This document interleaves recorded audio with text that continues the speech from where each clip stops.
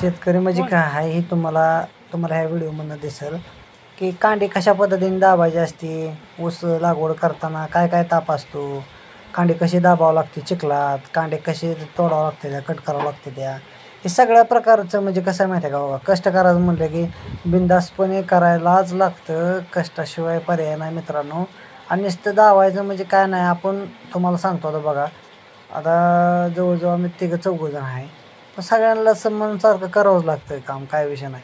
पैसे कमवायचं म्हणलं की मागं मोहरं बघायचं नाही, काय नाही, बिनधास्तपणे भिडावं लागतं.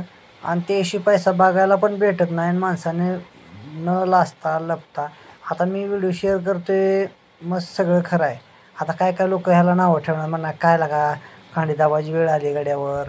अरे पण काय मी कोणाच्या चोऱ्या करतोय का कोणाला मी लुटतोय या. पण जी काय आहे का मी कष्टाच्या मार्गातूनच पैसे कमवतोय ना, किंवा कोणाला काय मी टाकतोय फेकतोय का काय म्हणजे हो का. काय लोक नावं ठेवणारे असते, काय लोक चांगलंही म्हणणारे असते. पण ह्यातनं आहे काय माहिती आहे का, यातनं फक्त जे काय तरुण वर्ग आहे त्या तरुण वर्गाला उलट चांगला संदेश एक प्रकारे जातोय की बाबा तुम्ही लाजायचं लपायचं काय विषय नाही, तुम्ही कष्ट करा, कष्टातनं तुम्हाला सगळं काय मिळेल.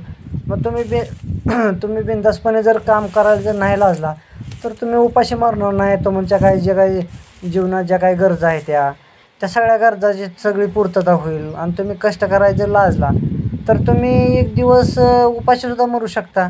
का तर कष्टाला लाजायचं नाही. अशी भरपूर उदाहरणं देता येतील की अशी कितीतरी व्यक्ती आहेत त्या की त्या ठिकाणी ते भरपूर आजपर्यंत त्यांनी कितीतरी कष्ट केले ते तेव्हा त्या चांगल्या उच्च पदावरती म्हणा किंवा चांगले एक बिझनेसमॅन झाले. ते भरपूर जणांची उदाहरणं देतील. आपल्या भारतात अशी भरपूर उदाहरणं आहेत ती, किंवा भारताच्या बाहेर जरी समजा आपण डोकावून थोडंसं पाहिलं तरी पण भरपूर काय असं त्यांच्याकडून आदर्श घेण्याजोगं आहे.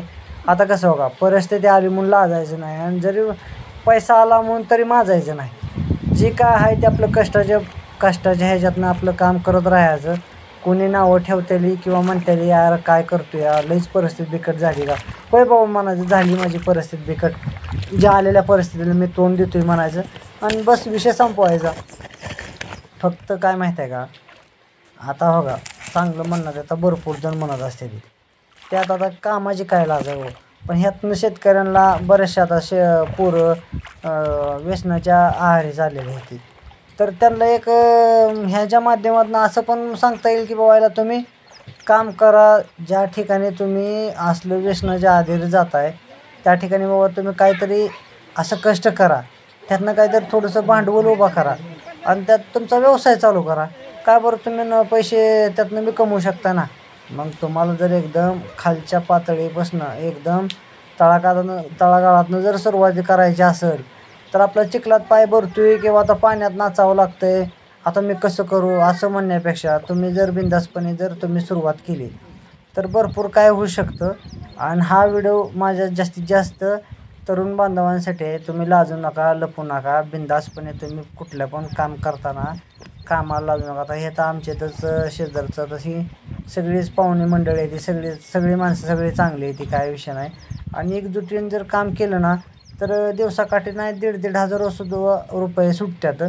फक्त एकजुटीनं काम केलं पाहिजे, बिनधास्तपणे लढलं पाहिजे कुठल्याही गोष्टीला, की बाबा म्हणलं नाही पाहिजे की मी आता कसं करू, मला होईल का. अहो काय तर माणसं मला म्हणायला लागली, आता म्हणली ह्याला लागणीत जातोय म्हणते दिन, ह्याला आता काम होईल का. अहो आता मला सांगा, मी त्यांना बी सांगितलं लका म्हणलं तुम्ही दारू पिऊन लागा म्हणलं तुम्ही कामं करताय. लका मी तर म्हणलं बिगर पेताय की मला काय नाही झालं काम व्हायला. आणि असा कोणच माणूस नाही त्यानं जर समजा ठरवलं का नाही बाबा मी करू शकतो तर 100% करू शकतो तो. त्यामुळं असं काय कुठल्या गोष्टीला असं काय घाबरून जायचं नाही. किंवा मी म्हणतो एक दिवस त्रास होईल बाबा, याला सुरुवात आहे किंवा याला नवीन होतो, जरा थोडं नवीन असल्यामुळे जरा थोडा त्रास होईल, मग घ्यायचं ॲडजस्ट करून, त्यात काय दावा. अहो सुरुवातीला त्रासच होत असतो या, फक्त करत राहण्याला महत्त्व आहे. केलंच पाहिजे. फॉलो करा, लाईक करा, शेअर करा, सबस्क्राईब करा. काय म्हणताय, करावंच लागतं.